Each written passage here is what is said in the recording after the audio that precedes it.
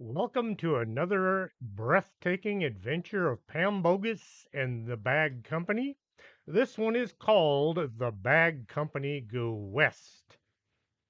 I have to thank my wife, Lulu, for letting me sit at my computer way too long trying to come up with funny things to write and weird things to do to my main character.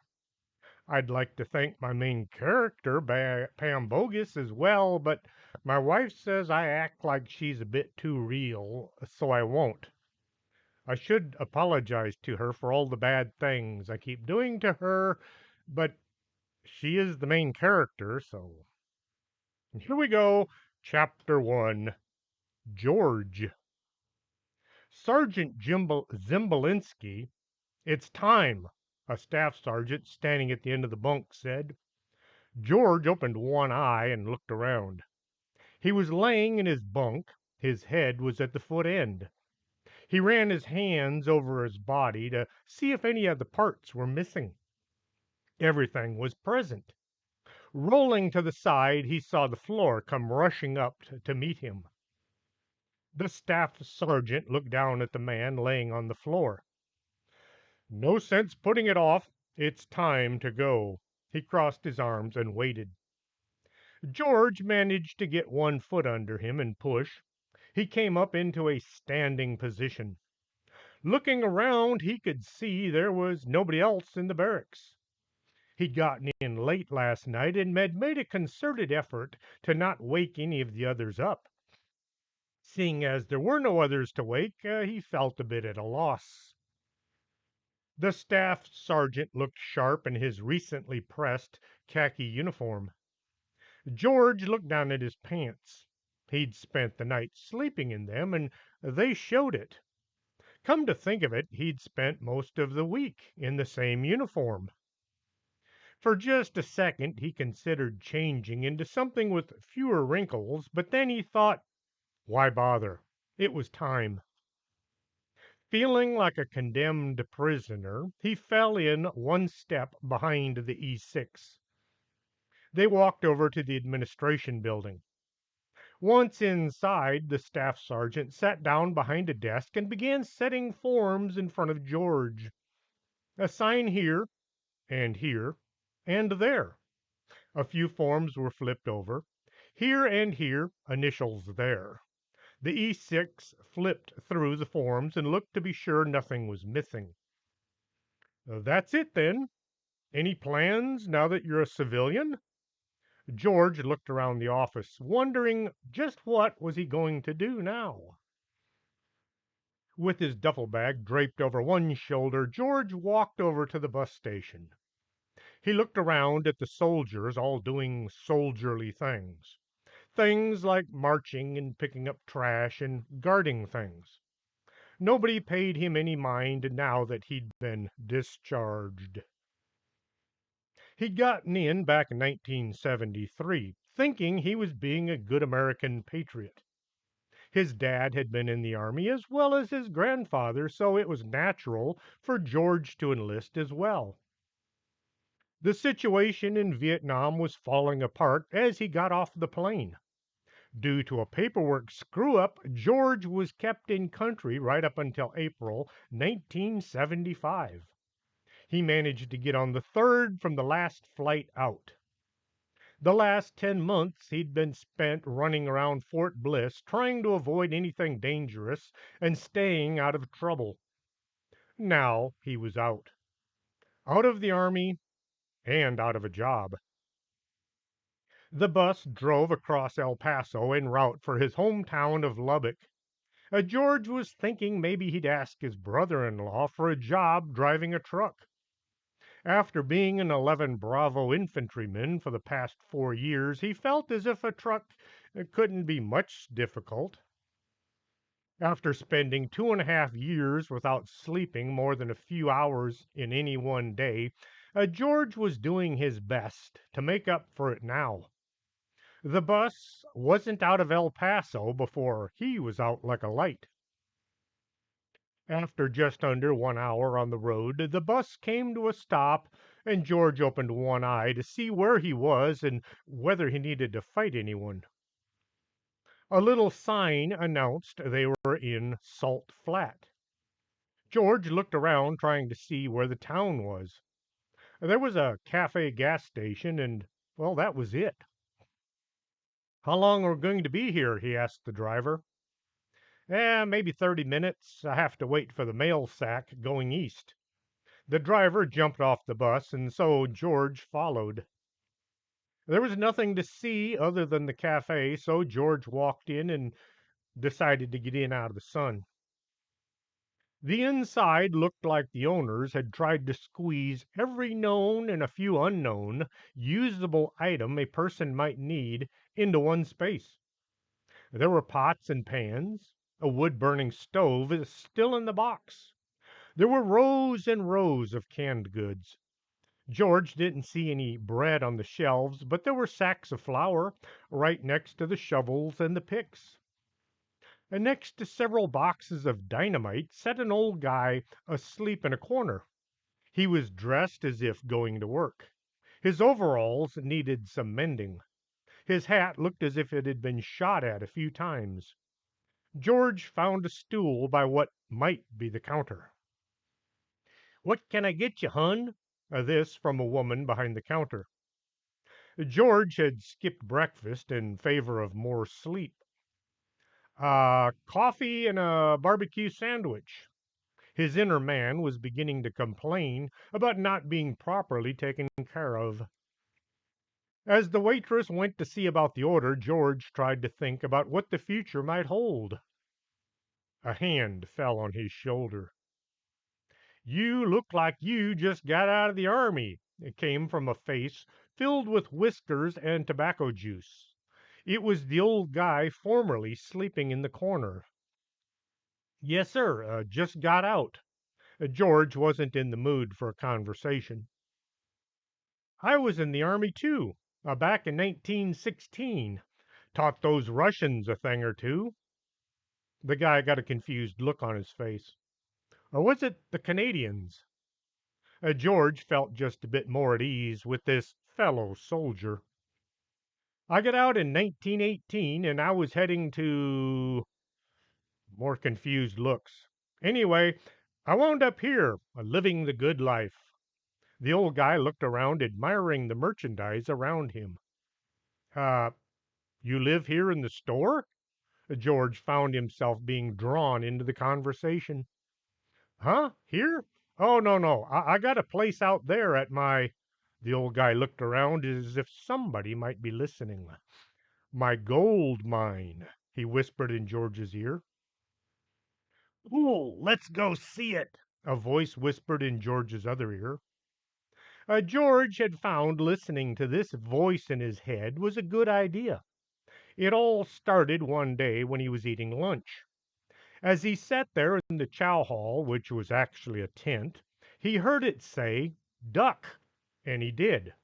A second later, a baked potato went flying by his head and hit the wall right behind him. The next day, while on patrol, George had been not as alert as usual, figuring the voice would warn him of impending doom. Later, he found out that the voice didn't like to leave the fire base. It stayed behind, talking to the other voices from the other soldiers' heads. He was just lucky nothing had happened. "You have a gold mine? That sounds neat. You don't suppose I might have a look, do you?" George gave the old guy his best innocent smile. "Well, I don't know. Well, you being a soldier and all, why not?" The old guy gave George a smile. He still had enough teeth to pull it off. George paid his bill and grabbed his food. "What about the bus?" the woman behind the counter asked. "Gold mine with uncertain outcome. Lubbock with uncertain outcome."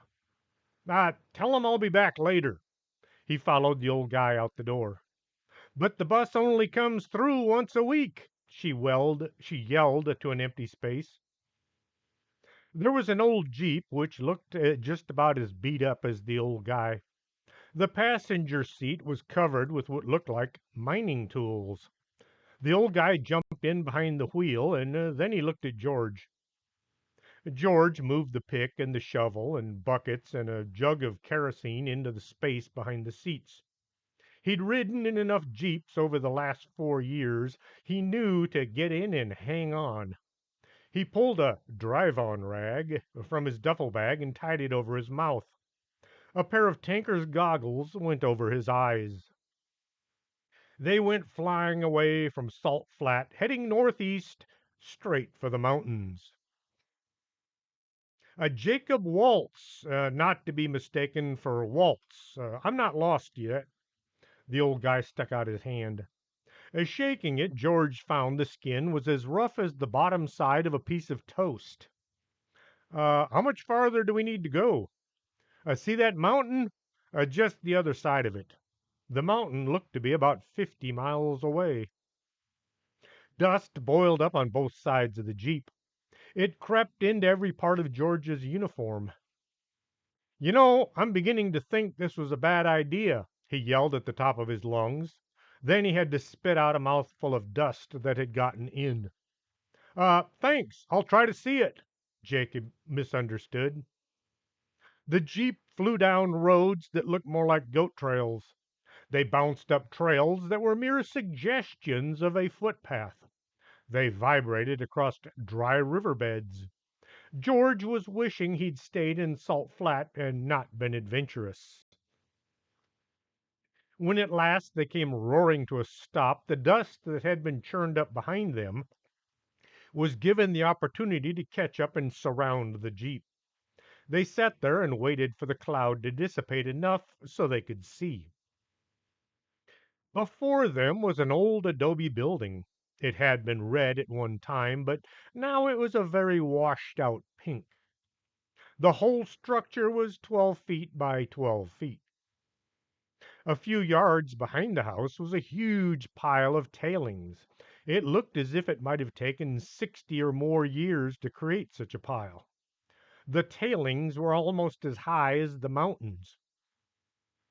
Did you do all that? George pointed at the pile of dirt. Nah, I might have done maybe a third of it. The guy here before me did most of it. George looked over at Jacob. And who was that? Let's see. His name was, Captain. No, no, he was a captain. Army of the Confederacy. Captain Chipotle, I think. Jacob led George over to the house. He pulled an old skeleton key from his pocket and wiggled it around in the lock. As the door swung open, the interior came into view. There was a bed sitting in one corner. A table with one chair set in the middle of the room. There was an old cast iron stove in the opposite corner. Some wood was pretending to be cabinets along one wall. Have a seat. I'll fix us some drinks. Jacob began digging around in the cabinets. He found a bottle and a few glasses. The glasses were old grape jelly jars. Pouring the clear liquid into two glasses, Jacob passed one over to George. George took a sniff to see how many internal organs he was about to destroy. There was no smell. He took a sip. It was water. Pretty good, huh? I got my own well out back.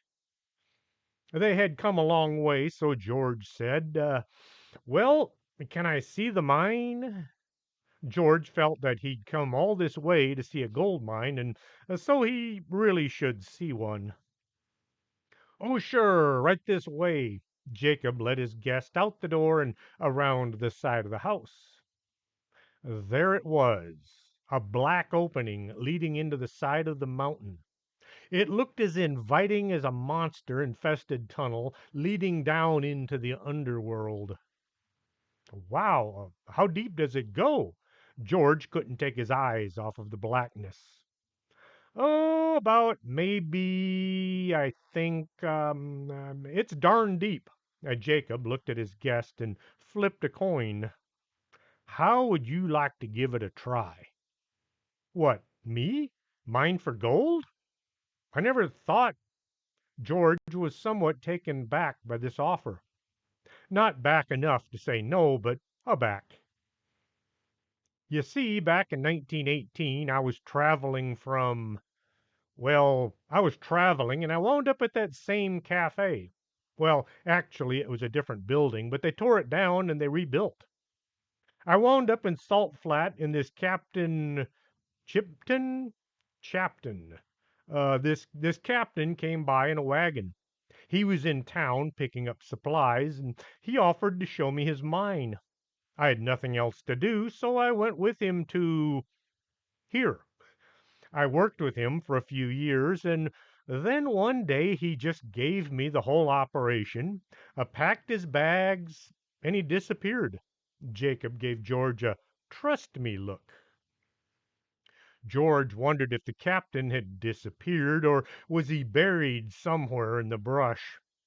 He intended to ask, Uh, are you finding any gold? Ah, just a bit. I keep it in that old shack. Jacob pointed to a falling down building. The building might have been a barn or a workshop at one time. The roof was cedar shakes and only sort of resembled a roof. The siding was planks that needed a lot of paint and maybe some fire. Jacob walked over to the outbuilding. He felt around in one of his pockets and then another. He began searching his overalls, trying to find something. He began feeling the same pocket over, only to find the item he was looking for in the first pocket he'd already tried. Here it is. He held up an old beat up key. George looked at the door, which was little more than a few pieces of wood nailed together in the shape of a door. There was a chain run through a hole where the knob should have been. The chain was wrapped around the edge of the door, but it looked as if it wasn't actually attached to anything. Jacob got the door open. George looked in at the piles of gold bars. Chapter 2, Happy New Year. Pam was sitting on the couch trying to figure out how she was going to avoid going with her folks to the New Year's Eve party they were going to. Last year they'd drug her to Al's office party. It was all the things a teenage girl would die from. The food had been ordered by the office secretary. Nobody had thought her being a vegetarian and on a no salt diet would impact the party the way it did. She'd ordered vegetarian pizza and vegetarian chips and vegetarian everything. Everything tasted like slightly grilled cardboard. The music was something from the turn of the century, the one before the last one. Pam had found a nice quiet corner to hide in until the last few minutes of the year. All those people she didn't know hugging her and wishing her a happier year than the one she'd just come through. The year she'd just escaped from was a nightmare. Her folks had just discovered something called financial peace. Just weeks before Christmas, and her world had come grinding to a halt. Her new vehicle had turned into a very used 1980 Chevy Malibu. Her just received credit card had gone away in tiny pieces by way of scissors and a trash can. Pam now realized getting out of debt might just have saved her parents from a divorce, even though they weren't heading in that direction, but Black Jacket Pam's folks had been. The son of one of the senior members had decided he was going to kiss her. Pam had decided he was not. She wound up dumping a glass of non-alcoholic champagne over his head. He went and complained to his father, who complained to Al's boss, who didn't seem to care. But Pam could still see those lips coming at her any time she thought about getting kissed for real. Pam wanted to spend the last minutes of the year with her friends, the ones she worked with, the folks who had become her family away from home. Paula was on the phone talking to somebody about tonight. Oh, yes, I'll see what I can whip up for tonight. There was a long pause. Yes, I can bring some. Is there anyone who might fall over dead from any of the ingredients?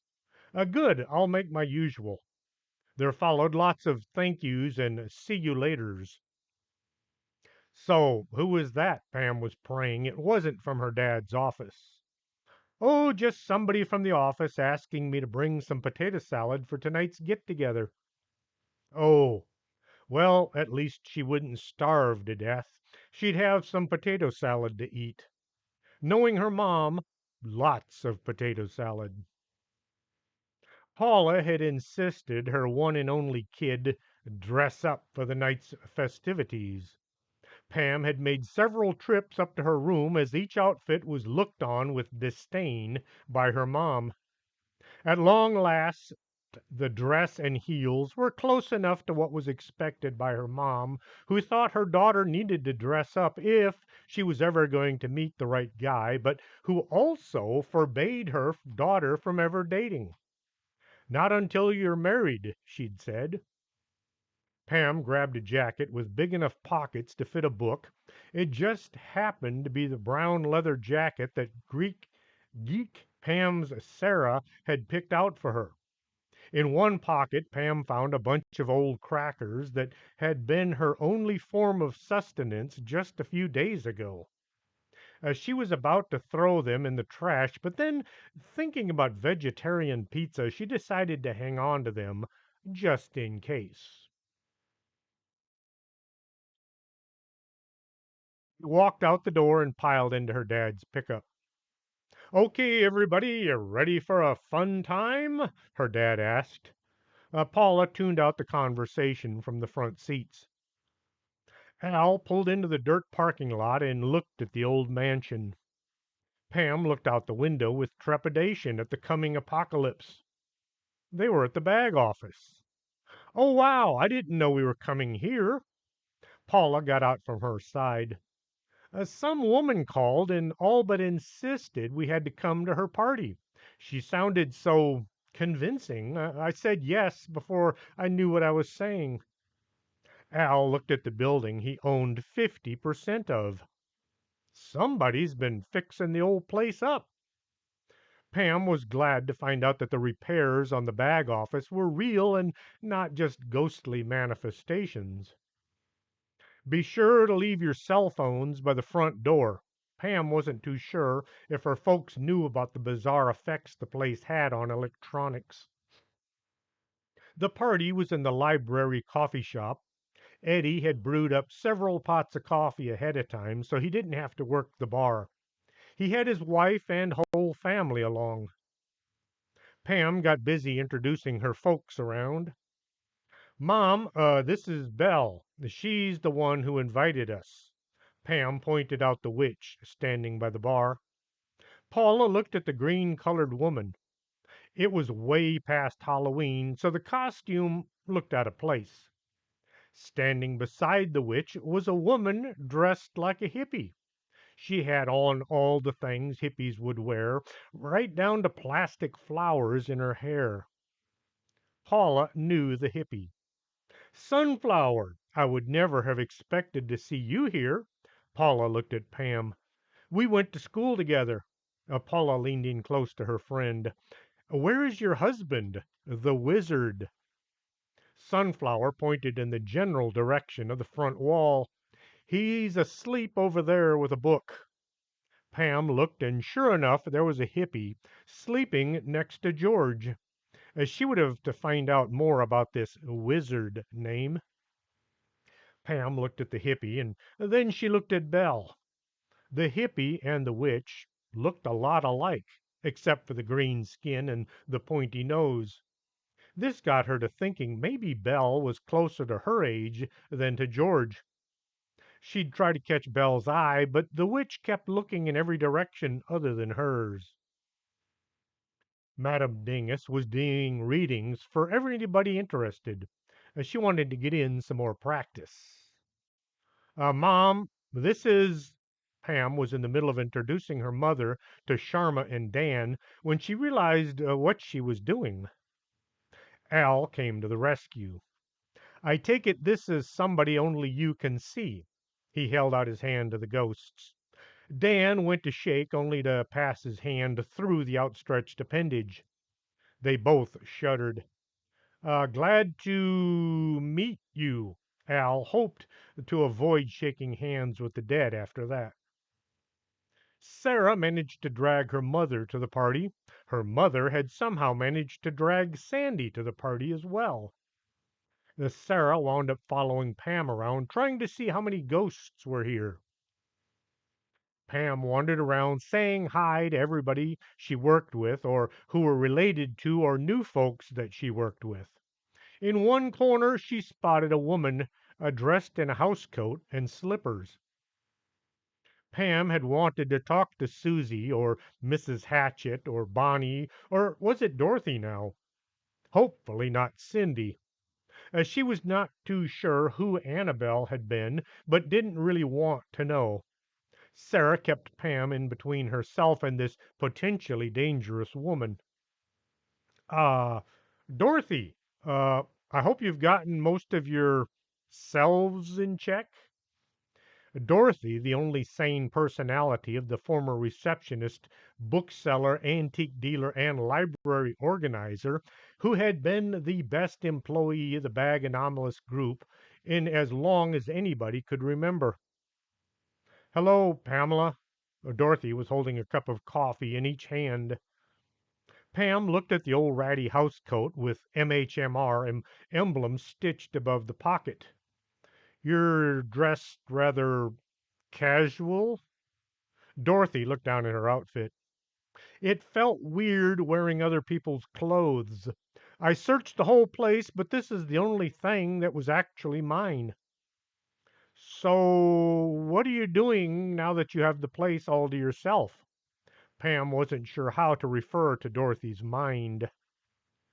I got rid of all of Cindy's stuff. The bomb squad took most of it. I sold all of Bonnie's books. I'm moving out of that apartment as soon as I can. It's on the wrong side of town. The wrong side of town was anywhere near Gotterdamerung Street. I don't know what I'm going to do for a living. Pam thought about this. Susie had been the best at everything she did. Unfortunately, she came with a whole host of really bizarre problems. Pam's need to help out overruled her need for self preservation. Why don't you come see me sometime next week and we'll see what we can find? Pam hoped this wouldn't lead to any new adventures. The party raged on as only a party with ghosts and witches, as at least one werewolf who was doing his best to behave, and a whole bunch of psychics could. Food was consumed and coffee was drank. A few of the Civil War soldiers came by, but left once they discovered the only spirits were there to visit and not to drink. As the year was closing down, Hortense asked Pam about her New Year's resolution. Oh, gee, I haven't thought about those. Pam rolled her eyes up to the top of her eye sockets for ideas. Maybe I'll do better in school and avoid any more monsters. I'll eat more healthy and maybe get some rest. Hortense looked at Pam as if she didn't believe any of this. George woke up as Pam was speaking. The doctor says I don't have much time left. I need to do something with that gold mine I own. And then he fell asleep. Pam looked at George with a shocked look on her face. Did he say he didn't have much time left? Is George sick or something? She whispered to Hortense.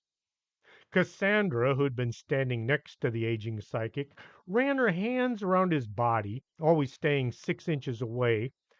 I'm not getting anything, she gave Pam a worried look. Pam had never seen Cassandra with anything other than a smile on her face. This made her worry even more. Did he say he owned a gold mine? Belle had only caught part of the conversation. Pam managed to pull the gang away from George, who was now sound asleep once more. Him and the wizard were both snoring. Pam led them over to a dark corner.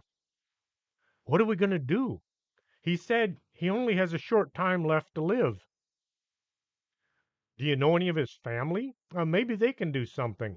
Hortense didn't really know George, but he was a part of the bag, so she felt just like maybe he was a third cousin or something. He doesn't have any family left. We're kind of it. Cassandra knew George better than anybody else in the company. Sara felt as if an uncle she didn't know was about to die. This made her feel horrible since she didn't know the dying man but felt as if she should. Happy New Year came from the other parts of the library. Everybody was hugging and shaking hands with everybody else. Pam tried to look happy and received hugs with a smile. Hortense tried to act as if she had something in her eye. Belle got to wondering if she could cast a spell on the old guy to maybe help him feel better and tell him more about that mine. George wound up asleep in his favorite corner. His favorite corner was wherever he happened to be when he fell asleep. Pam and her five conspirators stood at the bar trying to think. What do you think we should do? Maybe one or two of us could see about this gold mine he has. Maybe help him sell it or something. Belle wanted to see the gold mine as something fierce. She hoped it was something like the one that she'd seen on TV, something about a haunted mine.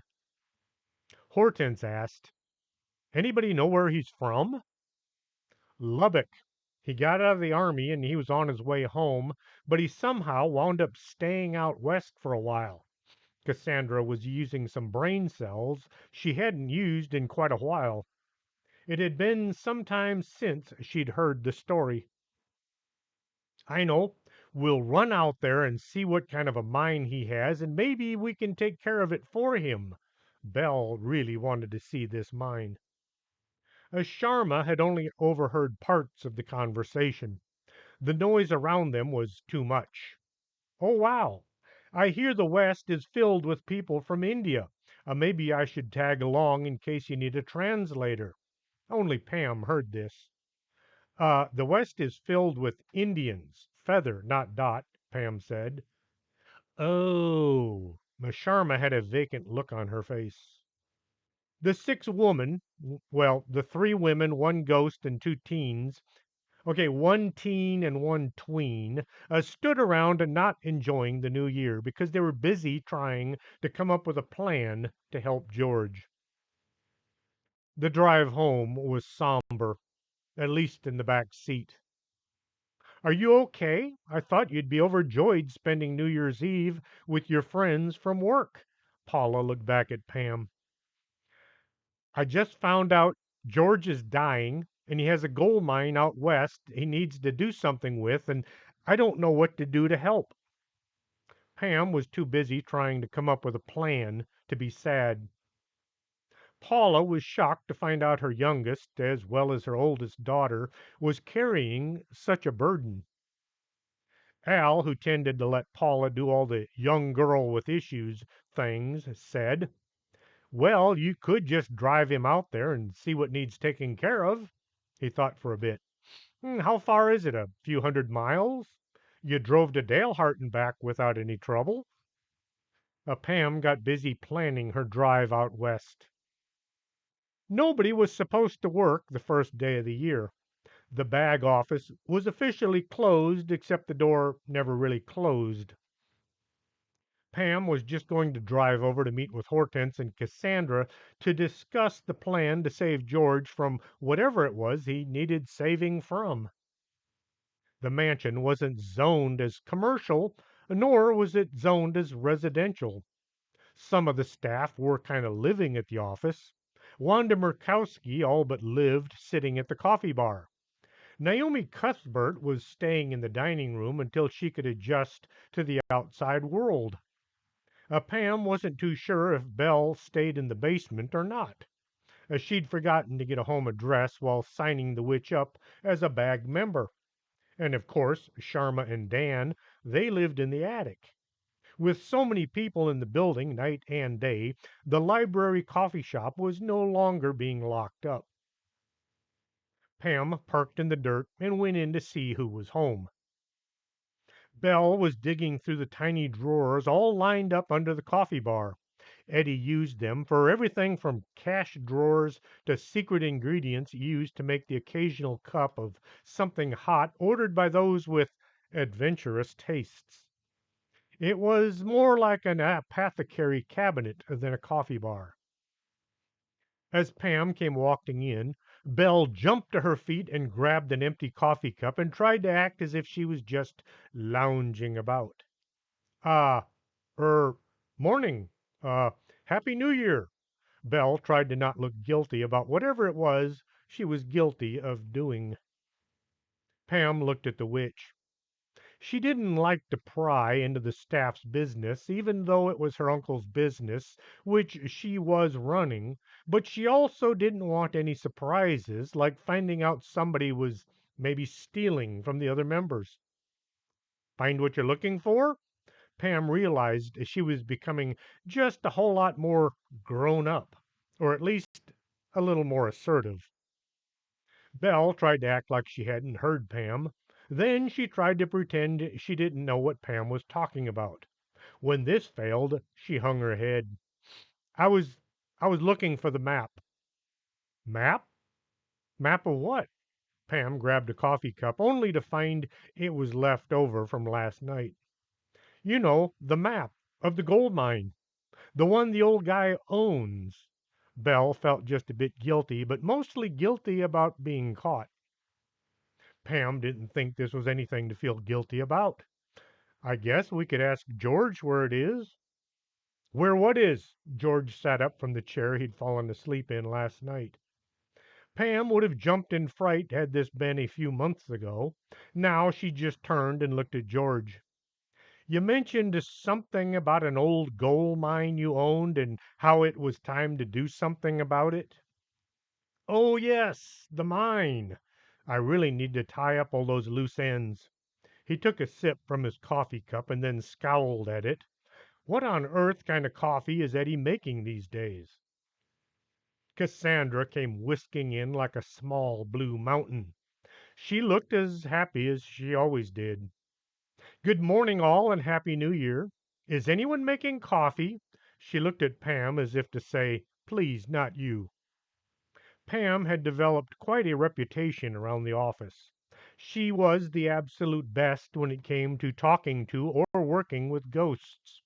She was considered the problem solver, far better than her uncle, who, although he owned the place, he tended to let others run things. Pam was the most caring and considerate person on earth. Just don't let her make coffee. Belle spoke up to change the subject about searching for maps and going through things. I'll brew up a pot. She grabbed some things from the shelves. It's kind of like alchemy, only without all that stirring. Pam watched as the witch began doing things to the coffee machine. George managed to get situated on a bar stool. He almost looked awake. Yes, the mine. I really need to do something about it. He looked at his mug once more, hoping it had changed into a fresh cup. Hortense came in. Her black satin dress was fresh from the cleaners. She looked at George as if he might be spying on the women who were conspiring to help him with his troubles. Cassandra kicked things off. George, you were talking about your gold mine and how you needed to do something about it. Where exactly is it? George looked around as if he'd just come to. Oh, yes, that thing. It's out near Salt Flat, Texas, in the mountains. He looked in his cup and then he looked at the cup in front of Pam. I have a map somewhere. All eyes were on him. Pam asked, Do you think you might be able to find it? The map, that is? Oh, yes, it's on the shelf right there. He pointed at the wall, only to not see any map on any shelves. No, wait, it's on the wall in my office. He got up from his seat, intent on taking the trip upstairs to his office. No, don't. Pam held up one hand. I'll go. Just tell me where it is. It's right there next to the photograph of the president.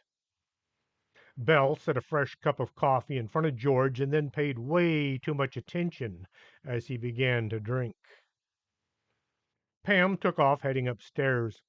She was the youngest and therefore the quickest. She had also been getting a lot of exercise running from things that were trying to kill her. The stairs were no longer an obstacle that tried to defeat her by means of too much cardio. Pam had regained her physique shortly after returning from the alternate timeline. George had an office on the second floor, but he seldom, if ever, went in. The stairs were too high and the effort was too much, and he didn't think he really needed anything that was still in there. Pam rounded the corner and looked for room 2H. The door was at the far end of the hallway. Pam hoped the door wasn't locked now that she was all the way up here. She put one hand on the knob and turned. The door swung open onto a spider web and dust filled room. Man, when was the last time he came up here? She scanned the room for maps. There was a photograph of some guy from Hollywood on the wall. He looked like an actor from a movie Pam had watched with her dad, something called The Killers, with Lee Marvin and a bunch of old guys. No presidents here. Pam looked around the room. Right next to a photograph of some guy named Ronald Reagan was a shelf full of leather map cases. Pam pulled one down and opened it. There was a map showing some place called Corona, New Mexico, with a black X in the middle. There was a notation next to the X that said, "Saucer here," in pencil. Nope, not what I need. Pam put the case away and tried the next. After opening and closing all of the cases, Pam was down to just one. It was older and a lot more beat up looking. As Pam pulled it down from the shelf, she found it was a lot heavier than the others as well. Opening the case, Pam found a bunch of old maps, one with Salt Flat, Texas written across the top. All right, this is more like it. She headed back down to the others. Belle was looking closely at George as if waiting for him to hatch or something. Hortense was staring at Belle and then George and then back at Belle. Cassandra was waving her hands back and forth over the space just above the old psychic, as she had a lost look on her face. Sharma was giving out status reports, but nobody could hear her. He's not dead. He might just be really asleep. Pam looked at all the folks, looking at George. Okay, what did I miss? Hortense started in. That witch gave the old guy something in his coffee, and he started making weird sounds. Belle gave Hortense a mean look. I gave him some maybe this might help powder. It usually helps fix that which ails you. Excuse me, I must go to the little girl's room. Wanda Murkowski got up and left the room. It took a few seconds for Cassandra to catch on. Wait. What? Wait a second. Wanda just walked out of the room. Everybody turned to look out the library door. Wanda walked past the receptionist desk and into the downstairs bathroom. The door banged shut. Man, I feel like $1,000,000. George stretched his arms and looked around the room. Everybody swiveled back to stare at him. What? Something I said? Where Wanda had been sitting for the past 6 years and quite a few months, there was a lot of dust in places that nobody was able to reach while she sat there thinking. Everybody took turns looking at George and the stool where Wanda had spent years thinking. Pam turned to Belle. You didn't just maybe give some of that maybe this might help powder to Wanda, did you? I might have. Did it help? Belle began thinking maybe it was time to look for a new office. After a few minutes, quite a few minutes, Wanda came sauntering back to the coffee bar. She'd done her makeup and straightened out her dress. She sat down at the opposite end of the bar. closer to George. Closer to George, well, right next to him. Could I get some more of that coffee? It had quite a zing to it. She looked at the old psychic with interest. George jumped, which for him was quite a spectacle, to his feet and slipped around the coffee machine. Allow me, madam. He got busy filling her cup. Belle, who had tried using her invisibility spell, thought it might be working at last until she noticed that Cassandra was staring at her. Whatever that maybe this might help powder is, it seems to have done the trick. Cassandra looked at George and Wanda, who were busy looking at each other. Pam looked at the two, and then she turned to Belle. Good job. She reached for her coffee cup and then hesitated. You didn't put anything else in there by chance, did you? No, of course not. Maybe. Belle pulled a couple of small vials from her dress pocket. Oops. Okay, maybe just maybe I used a drop of heartwormer as filler.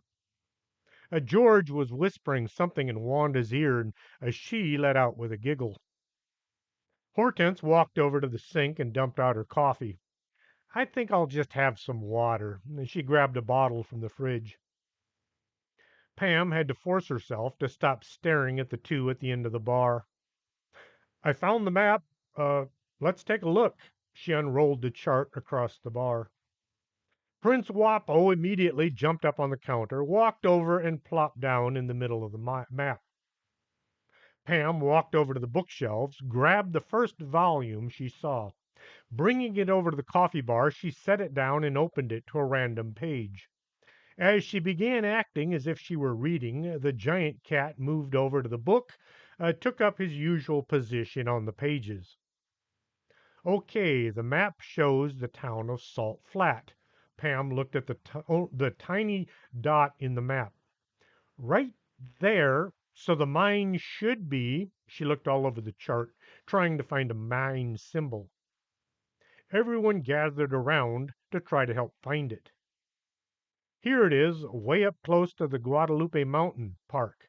Cassandra had spotted the crossed shovel and pick symbol, as she'd been using a giant magnifying glass. It's kind of small. Is there another map? Hortense said. Pam pulled some more pages from the map case. The next map was a lot bigger scale. This one showed the property lines. She unrolled it on top of the first map. It looks like there's a house here, too. George pulled his attention away from Wanda. Oh, yes, there's a house and a storage building. His eyes strayed back to Wanda. Okay, who all wants to drive out there and have a look? Pam looked around at the others. Belle had her hand in the air, jumping up and down. Ooh, ooh, ooh, pick me. I want to go. She really wanted something from that mine, and to see what, in her mind, was going to be just like the one on the TV show. That's one. Who else wants to go? She looked at Cassandra. Sorry, Stanley is going to be coming by. It's going to be the super moon this week, and he's going to be having a really bad time of it. Cassandra was working with him, trying to get his inner beast under control. Oh, okay. Just thought, what with you knowing George better than anyone. George looked around. What's that? You're going out of town? Yes, I was going to drive you out to your gold mine so you could decide what to do with it. Pam looked at the way he was eyeballing Wanda. Wanda looked at George. I didn't know you owned a gold mine. I'd love to see it. She batted her eyes at him. Pam figured that would be two and three. Anyone else? She looked at Hortense. I was thinking of going, but I kind of have a full schedule, and I don't think I ought to go. Mostly, she didn't want to be stuck in a vehicle for 12 or 13 hours sitting next to the witch. Well, I guess it's just the four of us then. Maybe we can get going first thing in the morning. Pam considered first thing in the morning as being about 11 o'clock or so. I'm ready already. Belle pulled a huge black bag from under the counter. George looked longingly at Wanda. I guess I should go home and pack a few things. It might take a day or two to get out there and back. Wanda looked back at George.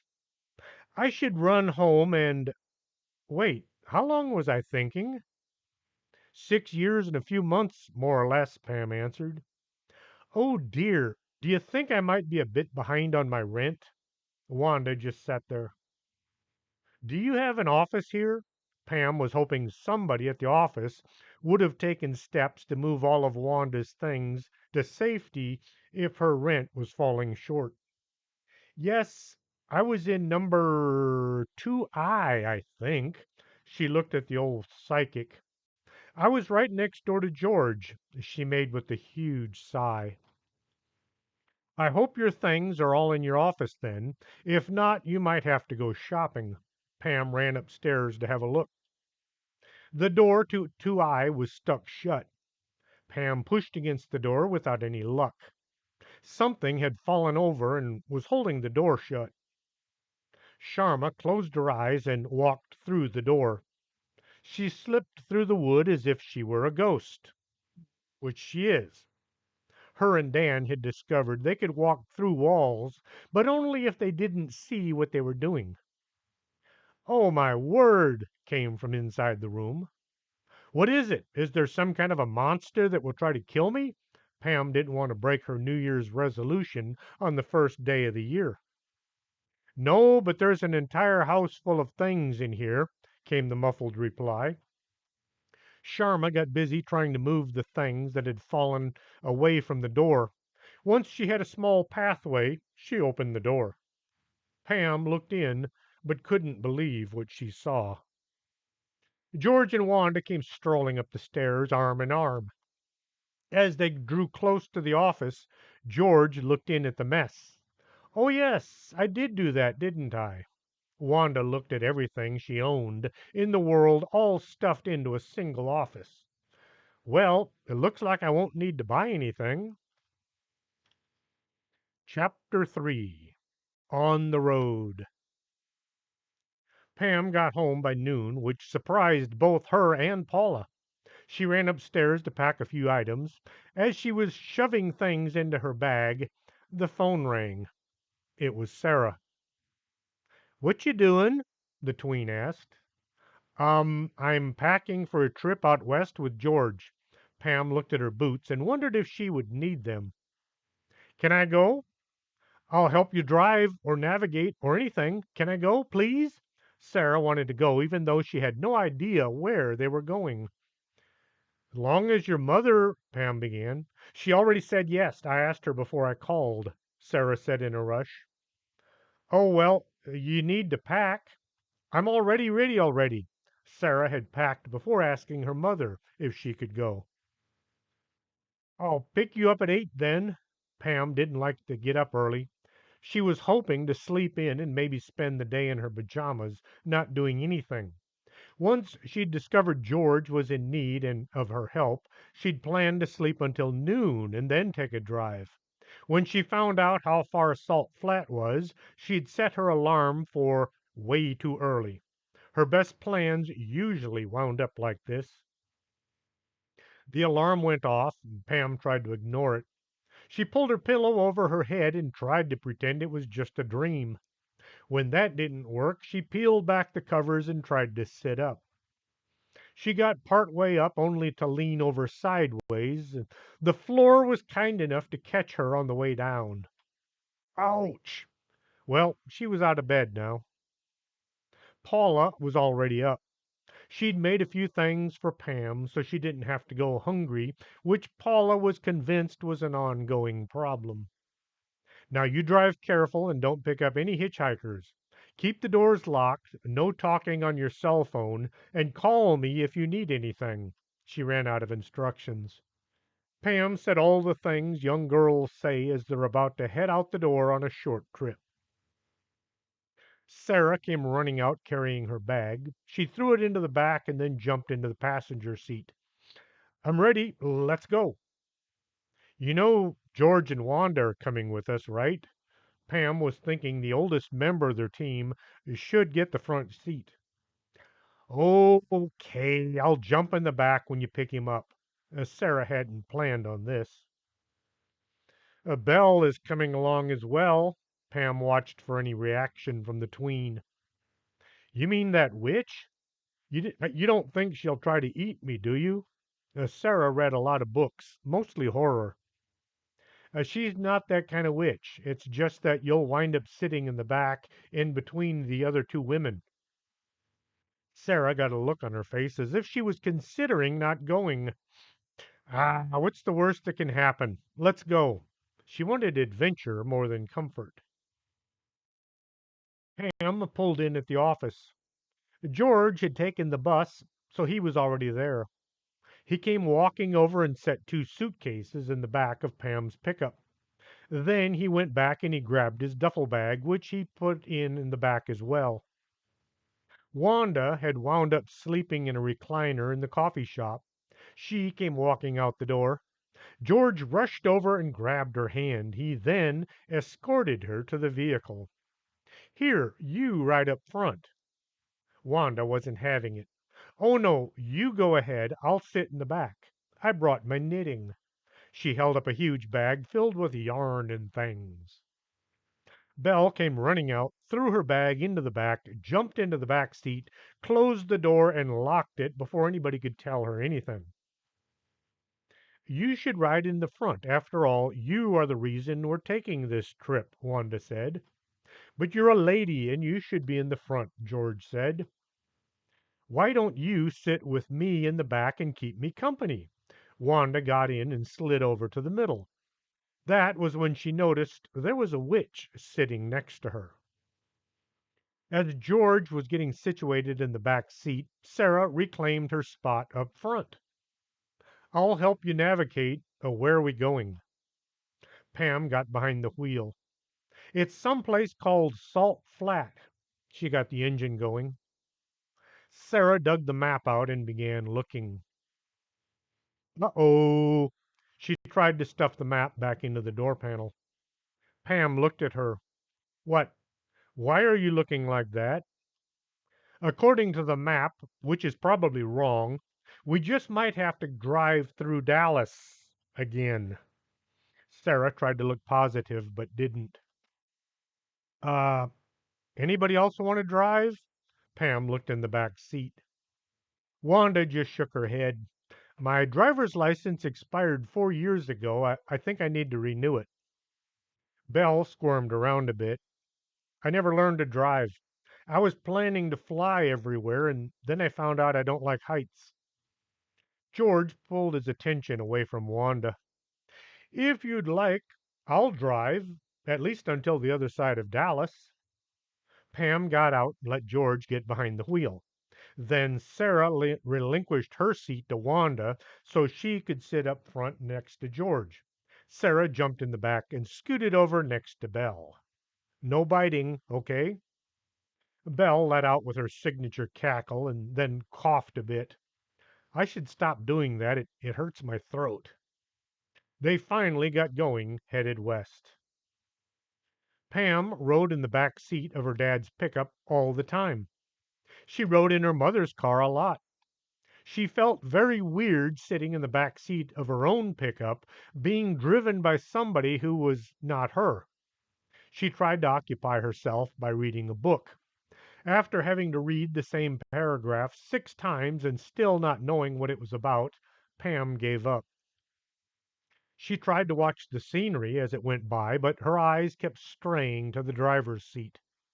After staring at the dashboard without seeing the instruments, she tried to look out the window. A guy in a hockey mask with a chainsaw over his shoulder was hitchhiking. Pam looked out the other side of her pickup. George was driving along without a care in the world. He was chatting with Wanda, and he had the radio on some ancient music station. Something called Iron Butterfly was playing from the speakers. Sarah poked Pam in the arm. What is he saying? Inagata whata? Pam tried to concentrate on the song. I think it's some kind of old dance music. It makes them happy, so let's just go with it. Wanda was doing her knitting and would stop and laugh every so often. Belle was already sound asleep. And with that, I am going to take a break. Worry not, I will be back next week, hopefully with another startling rendition of the Bag Company Go West. You don't want to miss it. Some really, really weird things are coming Belle and Pam and Sarah's way. Till next time, this is Chris James for Story Time.